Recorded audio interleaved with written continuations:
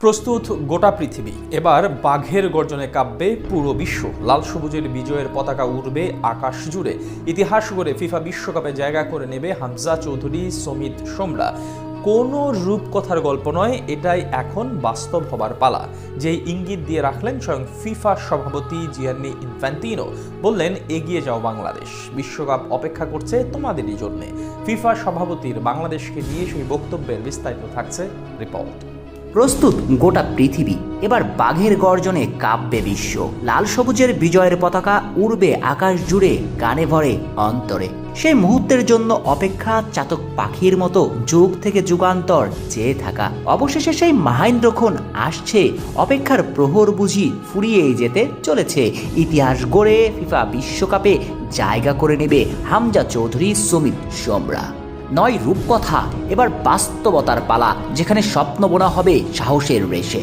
যেটার ইঙ্গিত দিয়েছেন স্বয়ং ফিফা সভাপতি জিয়ানি ইনফান্তিনো নিজেই। তবে কি 2030 সালে স্বপ্নকে হাতের মুঠোয় পেতে চলা পুরো এক জাতির? ওপারে বসে থাকা বাংলার গর্বিত সন্তান মনে মন্নাও হয়তো সেই আশায় বুক বাঁধে। ফিফার র্যাঙ্কিংয়ের তলানির দিকেই আছে লাল সবুজের ফুটবল, তবুও এদেশের মানুষের ফুটবলকে ঘিরে যে আবেগ অনুভূতি কাজ করে, তা এখন পুরো বিশ্ব মিডিয়ার শিরোনামের খোরাক। ব্রাজিল থেকে আর্জেন্টিনা, রিয়াল মাদ্রিদ থেকে বার্সেলোনা, বাদ যায়নি ফুটবলের অভিভাবক সংস্থা ফিফাও। ওরা জানে খেলার মাঠে হয়তো পিছিয়ে, কিন্তু লাল সবুজের ভক্তরা এই খেলাটাকেই প্রচণ্ড ভালোবাসে।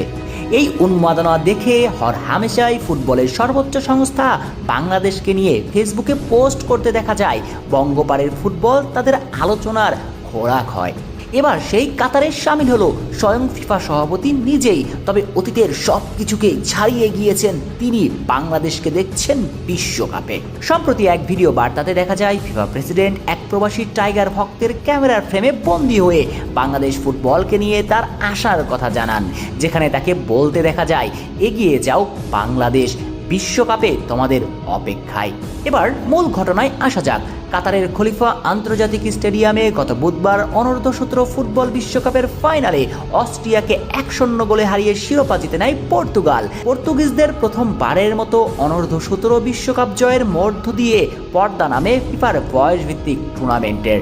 আর বুধবার আলো ঝলমলে ফাইনালে উপস্থিত ছিলেন আন্তর্জাতিক ফুটবল নিয়ন্ত্রণকারী সংস্থার প্রধান জিয়ান্নি ইনফান্তিনো। সেখানে তিনি জানিয়েছেন বিশ্বকাপে বাংলাদেশের অপেক্ষায় রয়েছেন তিনি।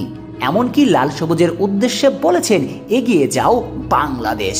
অবশ্য ফিফা সভাপতির বিশ্বকাপে বাংলাদেশের জন্য অপেক্ষায় থাকলেও বাস্তবতা বলছে ভিন্ন কথা। সর্বশেষ এশিয়ান কাপ বাছাই পর্বে জয় এসেছে মাত্র একটি। সেই দৃষ্টিকোণ থেকে ভাবলে বিশ্বকাপ স্বপ্ন এখনো অনেক দূরে। 2030 বিশ্বকাপে আশার বাতি উড়বে বাংলাদেশের, স্বপ্নের পথে পা রাখাও সম্ভব।